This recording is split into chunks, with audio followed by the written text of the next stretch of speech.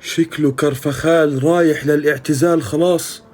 شكله كرفخال رايح للاعتزال لأنه مسيرته الكروية انتهت بشكل كامل بسبب هاي الإصابة.